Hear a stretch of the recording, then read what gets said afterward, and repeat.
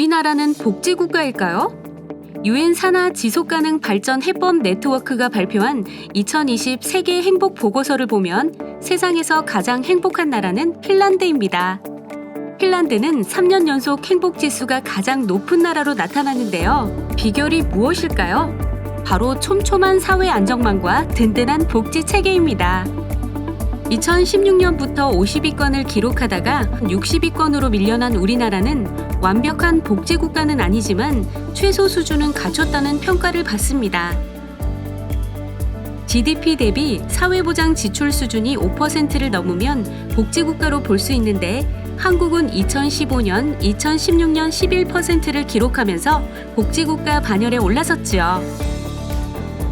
국민연금, 건강보험, 고용보험, 산재보험, 장기요양제도, 무상보육제도 등 다양한 사회 안전망을 갖췄지만 그럼에도 여러 사회적 위험이 존재합니다. 특히 불평등과 양극화가 심각한 오늘날에는 기존의 사회복지 시스템으로는 부족합니다. 산업화가 한창인 대량 생산 시대에는 누구나 쉽게 일자리를 구할 수 있었고 열심히 일해서 벌어들인 소득으로 생계를 유지할 수 있었습니다. 국가는 노동력 없는 사람만 복지제도 아래로 편입시켰죠. 그러나 기술이 발전하고 자동화 시대가 된 지금은 일을 하고 싶어도 일자리가 없고 일을 해도 소득이 보장되지 않는 등 불안정 노동이 확산되고 있습니다. 이처럼 사회 불평등이 커지면 출산율은 저하되고 자살률이나 범죄율은 올라가면서 다양한 사회 문제가 생기게 됩니다. 이는 결국 경제 성장에도 큰 위협이 되겠죠. 따라서 시대 변화에 걸맞는 새롭고 변혁적인 복지 체계가 필요합니다. 바로 기본소득을 들 수 있습니다.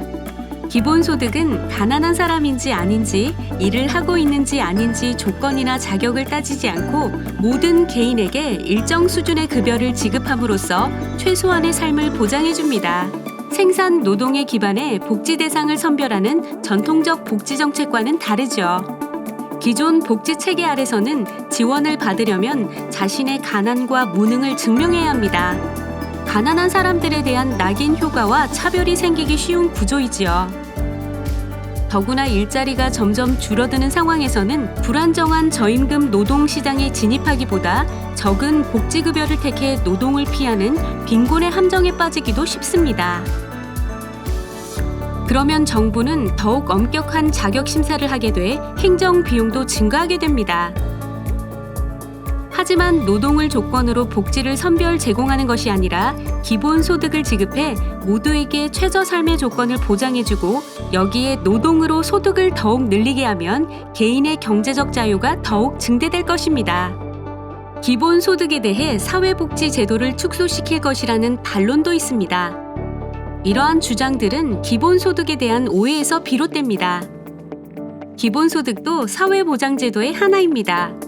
기본소득과 사회복지는 서로 밀어내거나 대체하는 관계가 아니라 유기적으로 연계돼 있습니다.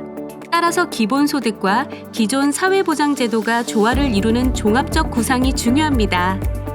기본소득을 중심으로 상호 보완적으로 재구성하는 것이 방법이지요. 가령 기본소득과 정책 목표가 다른 사회보험과 사회서비스는 계속 별도로 존재해야 합니다. 무상보육이나 교육, 취업 성공 패키지 같은 사회서비스는 기본소득을 도입한다고 해결할 수 있는 사회 문제가 아니기 때문이죠. 건강, 실업, 노령 문제와 관련된 사회보험도 별도로 존재하면서 더욱 강화되는 것이 바람직할 것입니다.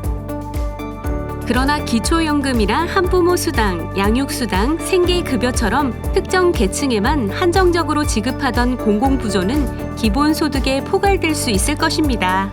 한정된 자원을 어려운 사람한테 주는 게 집중시켜서 주는 게 훨씬 더 재분 효과가 좋다 이런 말씀들을 하시는데 정말 그런가? 이미 이제 코르페와 팔메라는 이제 학자들이 재분배 역설이라는 것을 증명을 했어요.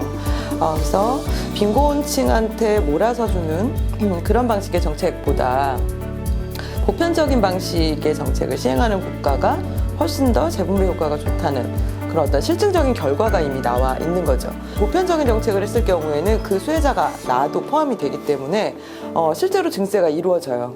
그 정책을 기반으로 해서 사람들이 증세에 동의를 하고 그래서 예산 규모가 커지고 사회복지에 쓰는 예산 규모가 커져서 실제로는 재분배 효과가 훨씬 더 좋게 나타나게 되는 이미 이제 증명이 된 바가 있어요.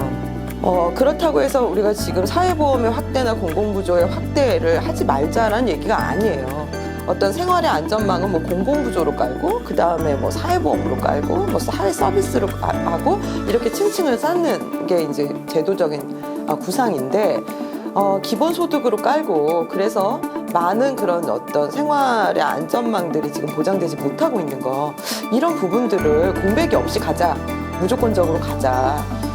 누구에게나 무조건적으로 충분한 현금을 지급하는 기본소득은 현실적으로 단번에 실현시키기 어려울 것입니다. 하지만 점진적이라도 완전한 기본소득으로 확대해 갈 수 있도록 온건한 방법부터 실행 방안을 논의하고 앞으로도 지속적인 연구와 관심이 필요할 것입니다.